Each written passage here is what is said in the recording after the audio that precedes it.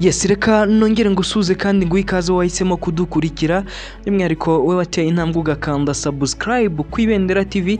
Nizera yuko rero umeze neza, nizera ko ukomeje kugira ibihe byiza, ukomeje kugira impagarike n'ubugingo ukurikira Ibendera TV. Uko mumenyere rero tuba tuje mu makuru agezweho muri Repubulika ya Demokarasi ya Kongo. Unyemerere amakuru yacu ngende nkubwira zimwe mu ngingo tugiye kugenda twibandaho. Ndaza kujya muri Repubulika ya Demokarasi ya Kongo nkubwire yuko nyuma yuko umutwe wa M23 ku munsi w'ejo nakubwiraga yuko nyuma yo gufata Walikale wamaze no kuba usatira agace ka Kisangani, ariko kuri ubu ndaje nkubwire yuko M23 tugiye kubona tukabona twese imaze kuba yikura mu bice yafashe. Ndetse ndaje ngende nkubwira nti uyu mutwe bigenze bite kugira ngo wikure Walikale, kugira ngo nyine ndetse ugende unasubiza bimwe mu bice bitandukanye wigaruriye wivanamo nta muntu uwirukanyemo. Biravuga yuko rero ngo biri mu biganiro witwa Perezida Felix Antoine Tshisekedi Tshilombo ko yaba aheruka kugirana n'umukuru w'igihugu Perezida Paul Kagame. Ibiganiro byabereye mu gihugu cya Katari, aho bari bumvikanye yuko intambara igiye kuba igiyeho ihagaze, nyine hakajyaho agahenge kugira ngo ibintu birusheho kugenda neza ndetse n'ibiganiro by'amahoro kugira ngo intambara ibe yasozwa burundu nabyo birebe byabaho. Amakuru rero ndibuze kugenda nkubwira impamvu yo kuba byahagarara neza 5 kuri 5, nkubwire se byagenze bite kugira ngo ihagarare, kuko hari abantu batazi ibice M23 yagiye yiskuramo. Nabyo ndagenda nkuganiriza nkubwire nti yasohotse muri ibi bice, ariko kandi biravuga yuko hari n'ibindi bice bitandukanye nabyo bishobora kuba yigiye kugira kuhava nyine. Reka kandi nanone ndakoza kugenda nkubwira andi makuru agiye agezweho muri Repubulika ya Demokarasi ya Kongo agiye atandukanye.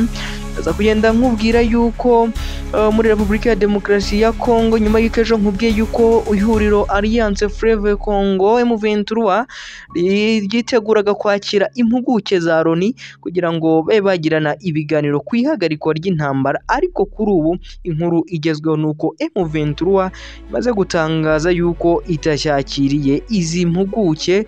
Bitewe uraza kumenya rero ti byagenze bite kugira ngo ibi gahunda ibe ihinduka, ni iki kihishe inyuma y'ibi byose kugira ngo tutaza kubona aba bombi bahurira mu ntebe y'ibiganiro, nubwo bari babwiwe cyangwa se M23 yategujwe ko isaha n'isaha igomba kuba isurwa n'izi mpuguke za Loni. Rero namwe mu makuru ngiye kugenda nkubwira, neka nizere ko wamaze kuba ukanda subscribe. Nge nitwa Arsene, nizere yuko wamaze gukanda subscribe ku Ibendera TV kugira ngo tujye tubana inshuro nyinshi, tubana 5 kuri 5. Comment ni ingenzi, urabizi kuri twebwe umuturage ku isonga, kandi ibyo dukora nimwe tubikorera. Ndaje rero mu kanya mu makuru ku buryo burambuye nyuma y'ako kananga.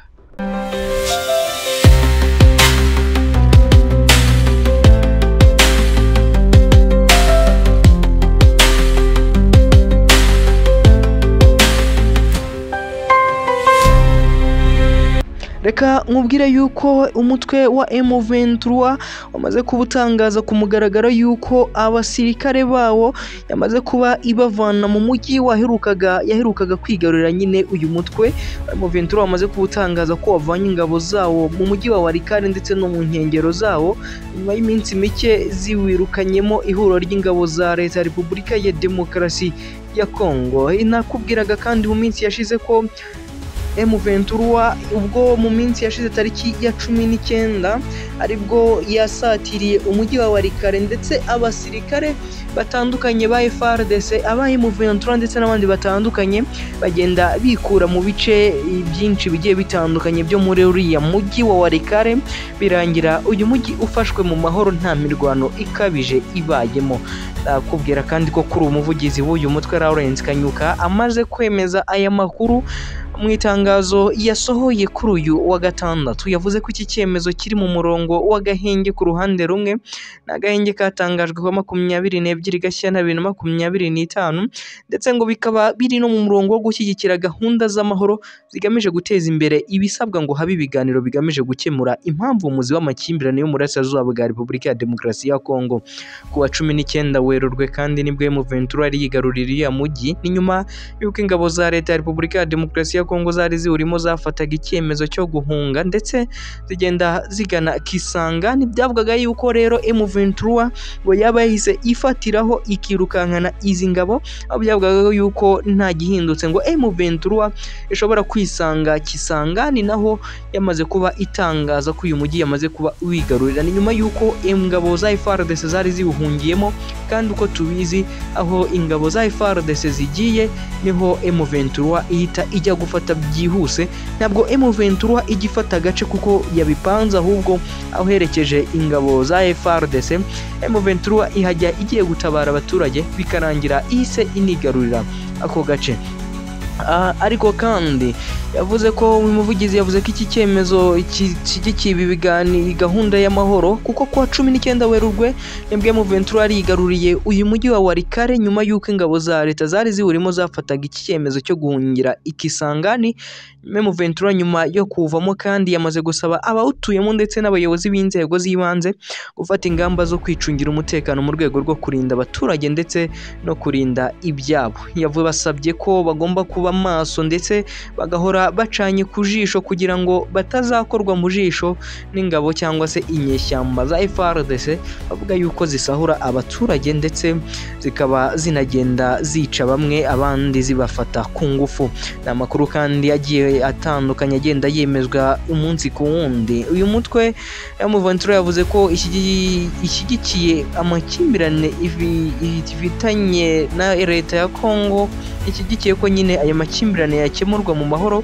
Ndashimangira ko ikiteguye kurinda abaturage ndetse n'ibirindiro byayo ngo mu bikorwa bakora n'ubundi ntabwo bagomba kuba batererana abaturage ngo kuko aribo barwanira, aribo babazanye kurwana ndetse barwana ku buzima bw'abaturage, ngo mu cyakoma mu nkokora abaturage ngo barahari ku bwabo. Uyu mutwe kandi cyakora wateguje ko ihuriro ry'ingabo za leta ya Repubulika ya Demokarasi ya Kongo niriramuka rigabye ibitero ku baturage barimo nabo mu bice ugenzura ndetse no mu birindiro byabo uzahita wisubira kuri kiriya cyemezo wamaze kuba ufata. Ubwo bivuze yuko igihe anytime umutwe cyangwa se ingabo za Repubulika ya Demokarasi ya Kongo FARDC zakwibeshya zikagaba igitero icyo ari cyo cyose ku mutwe wa M23 ishobora guhita yubura imirwano ndetse imirwano iriseriye itandukanye niyo twabonaga muri iyi minsi. Ndaza kandi nakubwiye ko ndibuze kugenda none nkubwira n'andi makuru agezweho, nkubwira yuko nyuma yo kubo impuguke za Loni zihaye itangazo M23 cyangwa se zikayiha ubusabe ziyisaba ko zazayisura Goma. Ihuriro Alliance Fleuve Congo rirwanya ubutegetsi bwa Repubulika ya Demokarasi ya Kongo ryamaze gutangaza ko ritacyakiriye impuguke z'umuryango w'abibumbye. Uti byagenze bite rero? Tariki ya 19 Werurwe 2025 nibwo izi mpuguke zandikiye M23 zimenyesha ko zizayisura Goma tariki ya 23 kugeza ya 27 Werurwe 2025. Uruzinduko kandi rwari rugamije kugenzura uko umutekano uhagaze mu bice bigenzurwa n'abarwanyi ba M23 ariko cyane cyane mu mujyi wa Goma ndetse no mu nkengero zawo, ndetse M23 ikaba yari yazihaye ikaze yiteguye kuba yajya ku meza y'ibiganiro n'izi mpuguke z'umuryango w'abibumbye Loni. Kuri uyu rero wa 22 ubwo ni kuri uyu wa gatandatu nibwo umuvugizi wa M23 mu bya politiki Lawrence Kanyuka yatangaje ko nubwo impande zombi zari zemeranije guhura zikaganira, iyi gahunda yahindutse ku munota wa nyuma bitewe n'impamvu zihutirwa. Kanyuka yagize ati Alliance Fleuve Congo M23 ibabajwe n'ihinduka ry'iyi gahunda. Impungenge kandi za Loni zo zikora raporo zitandukanye, zimpuguke nyine zigakora raporo z'umutekano y'umuryango ukabishingiraho mu gufata ibyemezo byinshi birimo kugarura amahoro, kwamagana ndetse no gutanga ibihano. Mu bivugwa kandi zashakaga kumenyaho amakuru uburyo M23 irinda umutekano mu bice igenzura, uko ingabo za Repubulika ya Demokarasi ya Kongo n'abarwanyi b'indi mitwe barambitse intwaro babayeho, ubufatanye bwa leta ya Repubulika ya Demokarasi ya Kongo na FDLR ndetse n'ibikorwa by'ingabo z'i Burundi cyangwa ingabo za FDNB ziherereye muri Repubulika ya Demokarasi ya Kongo, aho zikomeje kugenda zirwanira n'uyu mutwe wa M23 zirwana ku ruhande rwa Repubulika ya Demokarasi ya Kongo. Reka kandi nkomeze ngenda ngana ku musozo w'aya makuru nkubwire iyi nkuru yuko igisirikare cya Uganda UPDF iri kwigamba kurimbagura ibyihebe bya Codeco byayirasiye Colonel. Igisirikare cya Uganda UPDF kandi kuri uyu munsi nibwo cyatangaje ko cyishe ibyihebe birenga 240 byo mu mutwe wa Codeco mu minsi 2 yonyine. Byatangajwe na Major Chris Magezi n'usanzwe ari umuvugizi w'umugaba mukuru w'ingabo za Uganda General Muhoozi Kainerugaba.